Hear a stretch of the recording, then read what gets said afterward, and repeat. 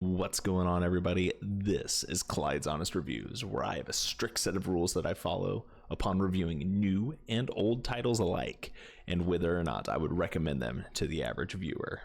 What's important to you guys is important to me, and the biggest factor in recommendations in video games boils down to the amount of entertainment I can get for the amount of money that a game costs, which leads to the major points of my review system: the pros, the cons, the potential, and most importantly, my hours of content to dollar ratio. Why did I make this system? Because I got tired of seeing recommendations for games based off of the story or mechanics alone. Don't get me wrong, a great story or mechanics will go a very, very long way. But if the game is only fun for 10 hours, or I can complete every achievement and 100% the game within 30 hours, I shouldn't be paying $60 for it.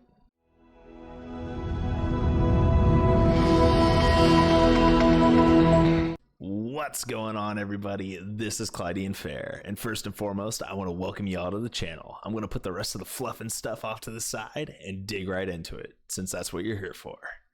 Shiro Games has done it again. They have created an amazing game that has plenty of gameplay hours and has amazing replayability. WarTales is a game in which the player is in charge of managing a mercenary company that is struggling to get by in a war-torn world. There is an emphasis on food and economy management, as well as equipping your mercs with proper gear. And of course, there is combat. There are three main phases of this game: the overworld map, the city view, camp view, and battles. The overworld map is very similar to other games of note such as Mountain Blade or Battle Brothers. The player's party is a small figure that is able to travel around the countryside, and neutral, friendly, and enemy parties roam around and are visible as well. There is a set amount of distance the player is able to move before needing to sleep and feed their units. Coincidentally, the camp view occurs whenever the player needs to sleep and feed their units. Resting will require food, and if you don't have enough, you will literally die. This is a very harsh mechanic, and I believe it needs to be dialed back a smidge, as running out of food a ways away from a town will spell certain doom for an entire party and run. City View allows the players to enter shops and taverns to recruit new units whenever they are in a town. This is probably the least viewed interface and portion of the game, as most players will be in either a battle or in the overworld map for the majority of their gameplay. The core gameplay loop can take place in multiple different counties or territories, which each have their own unique storyline quests as well as enemies. New counties are being added and old ones are being reworked regularly, as Shiro is pumping out major content updates at regular intervals. Speaking of content updates, there was a massive update just this past month, and there's another one slated for November of 2022. That will introduce co-op gameplay. While I'm not entirely sure of the new mechanics that will be introduced for the co-op mode, I am definitely interested to see how they manage the challenges and implement it. This could be a very cool and awesome way to play a turn-based strategy RPG game with friends, depending on implementation, that is. Make sure to leave a comment if you'd like to see an updated review on WarTales breaking down the co-op mode once it goes live. Clyde, you've been talking a lot, but haven't even gotten into the breakdown of the combat. Well, that's because there's very little to nitpick about. Combat takes a similar approach to XCOM series, in which units have a set amount of movement and can navigate in any way without being locked into a grid system.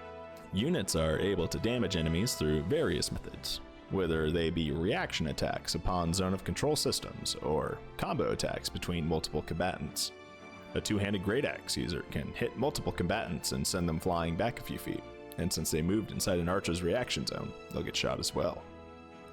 As for weapons themselves, most units have access to two-handed and one-handed variants of their class weapons. This can lead to unique builds of a dedicated tank who uses a battle axe, or a two-handed swordsman who dashes through enemies while cutting them to ribbons. Weapons are class-specific, unfortunately, which means in order for a unit to use an axe, they must be the axe class. This follows suit throughout the rest of the classes and their chosen weapons. The real customization of units occurs as characters are able to specialize what class abilities they get as they level up, which can lead to units being the same base class but vastly different in roles. You can have a rogue that does consistent poison damage through backstabbing enemies with an amazingly brutal finishing move, or a rogue that utilizes smoke grenades to cause enemies to be attacked by friendly units in range. The amount of customization is pretty nice, but I would personally like the ability to equip units with every weapon. I understand the balancing repercussions of this, and know that balancing is most likely the reason as to why it hasn't been implemented. And there are also professions that characters can adopt. Your main tank can become a cook to gain more constitution, whereas your main melee DPS could become a miner or blacksmith for increased strength. The player is able to change a unit's profession at any time using the camp menu, although frequent changing is discouraged as units are able to level up their professions and gain stronger stat modifiers. These professions are all based off of minigames that the player can play to harvest resources, whether that be mining for ore, forging a piece of armor, or lockpicking a chest. Shiro Games has definitely created a game that incorporates the minigames and skill sets players would recognize from RPG staples such as the Elder Scrolls and Fallout series, and manages to package them into a turn-based strategy RPG. Overall, I believe the current combination of features that WarTales has, as well as having a very attentive development team that is constantly pushing out new content, is a great thing, and I look forward to seeing what new features and expansions they bring to the table. So, for a quick recap, the pros: solid graphics, great depth of actions and zone control. Losing a unit feels detrimental, but not run ending. And depending on the difficulty curve selected upon game creation, the game is user-friendly and gives players plenty of time to adjust. The cons: depending on the game difficulty curve selected upon creation, the game can easily get overwhelming. Yeah. And I just want a little bit more unit customization in the weapon and skill department. Time to cost. Here it is, the main factor, the bottom line, the ultimate truth. Your hour to dollar ratio. WarTales is on sale for roughly $35, which is a pretty hefty amount for a smaller development company title. That being said, the sheer amount of content and replayability that this game has to offer more than makes up for that price. I currently have over 110 hours in the game at the recording of this video, and I know that my hour content will continue to increase as more content gets pushed and the co-op feature gets implemented. So a conservative estimate will put me around 150 hours total in the future, which is just shy of 5 hours of entertainment per dollar spent. Needless to say, that's an awesome value. And I would recommend grabbing it right now, regardless of whether or not it is on sale if you're a fan of this genre of games. If you still think that's a little steep on the price, I would just wait for a sale and pick it up then. But I can easily say that if you enjoy this type of strategy game, you're gonna love WarTales.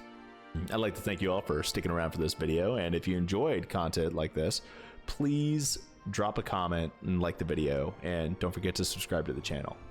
Until next time, have a good one.